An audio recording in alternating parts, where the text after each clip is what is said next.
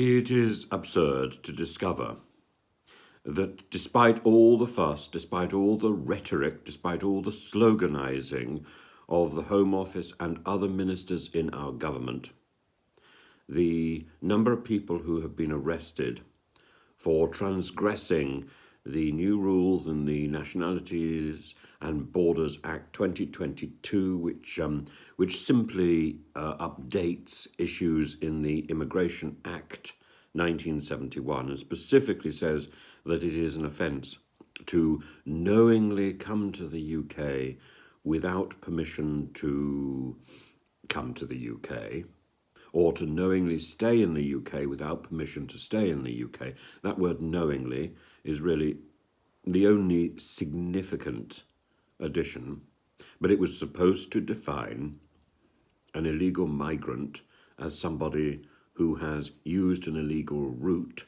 or somebody who has overstayed their visa knowingly.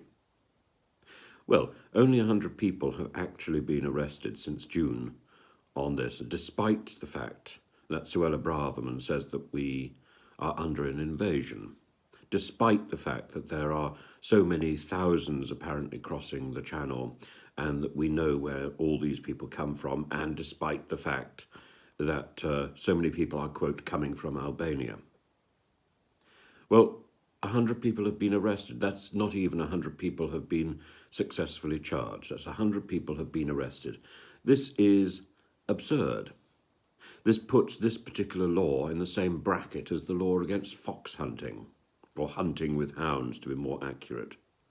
It's one of those laws that actually cannot really be enforced because it's badly worded, it's badly phrased, it's badly thought out, and badly implemented.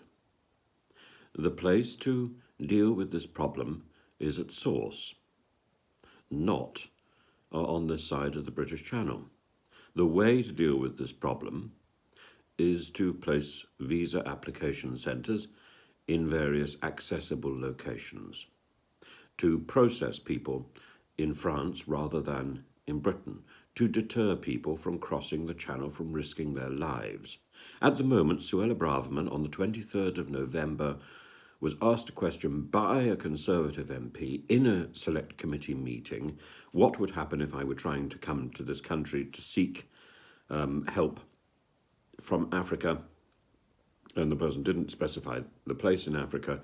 And Suella Braverman admitted that the only way to come here, because of the inadequacy of her ministry and of herself, indeed, because of that inadequacy, because she hadn't done the work, was to cross the channel in a dinghy and then appeal for asylum on the other side. That would, of course, mean that she would then be given permission to stay while the asylum application was considered. That is part of the law. That hasn't changed.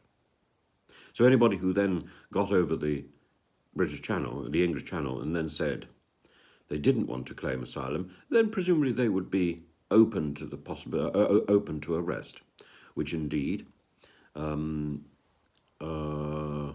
presume, is the position that the Albanian who was interviewed in the media faced when he said that he wanted to come to work, and he seemed slightly surprised that he was deported back to Albania and denied the opportunity not only to come to Britain for the next 3 years, but also to go to anywhere in Europe. A very harsh penalty for being misled by TikTok messages in Kuklas and being savaged by slogans in Albania, and then savaged by a sloganizing and incoherent and lazy minister in Britain. What we need is the ministers in Britain to actually do their work, and we need the ministry itself to process the backlog of paperwork rather than all this standoff business. We're not in some sort of John Ford Western, and if these people in the ministry, in the Home Office, are not doing their work, are not processing that paperwork, are going as slow as reports suggest, then maybe they shouldn't be paid as much. Maybe we should be giving that money to the people who are on strike and who are demanding pay in perfectly reasonable ways, because because they are facing a cost of living crisis. We need to rethink what we are doing. My own suggestion is that if people in the government want to reduce the size of the civil service in certain ministries, they should encourage people to be retrained and be put into the Home Office, at least for a while. Clearly the Home Office needs people who can work, because the people it is staffed with at the moment